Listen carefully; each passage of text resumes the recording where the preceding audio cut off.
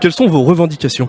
Alors les cheminots sont dans l'action cette semaine parce que le projet de loi El Khomri va aussi les impacter sur leur projet professionnel qui est la mise en place d'une nouvelle convention collective. On peut considérer que les entreprises tout de suite ont tout intérêt de toute façon à converger sur les luttes parce que la loi du travail va impacter tous les secteurs à terme et le gouvernement s'en défend, mais c'est bien une bombe à retardement qui est en train de se mettre en place contre les salariés. Voilà, donc les cheminots de toute façon sont solidaires avec le mouvement et eux de toute façon vont se faire entendre dans les semaines qui viennent sur la nouvelle convention collective qui va se mettre en place. La revendication, elle est claire et nette et très simple, c'est retrait du projet de loi travail. Parce que ce projet de loi travail, au-delà des mesures comme sur les indemnités prud'homales, les heures supplémentaires, etc., transforme complètement tout le droit du travail français, à savoir qu'aujourd'hui, il y a un code du travail qui est amélioré par des conventions collectives et qui sont eux-mêmes améliorés par des accords d'entreprise, donc il y a une notion de progrès au fur et à mesure qu'on monte les étages. Et là, la loi travail, elle veut renverser ça, elle veut faire que dans les accords d'entreprise, on puisse déroger aussi bien aux conventions collectives qu'au code du travail. Et donc, on met les salariés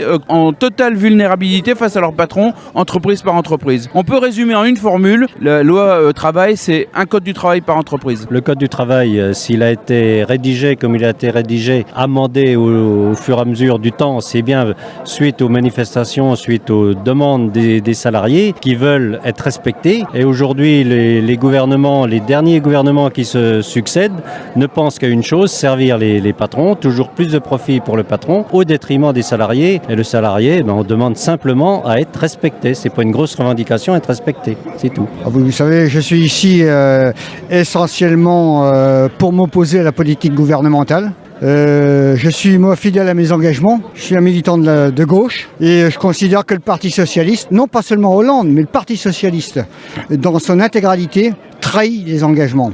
Par conséquent, tous les gens qui se revendiquent de la gauche devraient être dans la rue aujourd'hui. Non pas pour faire le lit du Front National ou de la droite, c'est pas ce que je veux.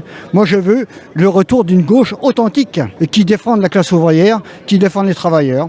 C'est pour ça que je suis là et je pense notamment moi à l'avenir de la jeunesse, à mes enfants et à mes petits-enfants, parce que j'ai des petits-enfants.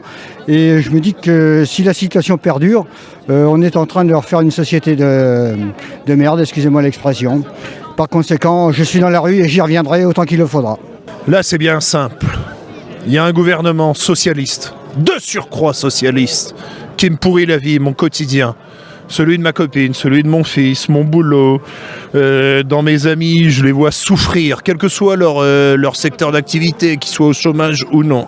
Du fait, et la loi travail, la loi El Khomri est qu'un symbole de tout ça, c'est une politique évidemment plus globale, là on va pas revenir sur tout ce qui a été fait, toutes les trahisons. Et je pense que c'est pour ça qu'on est dans la rue ce matin, ici à Cherbourg, partout dans la Manche et partout en France.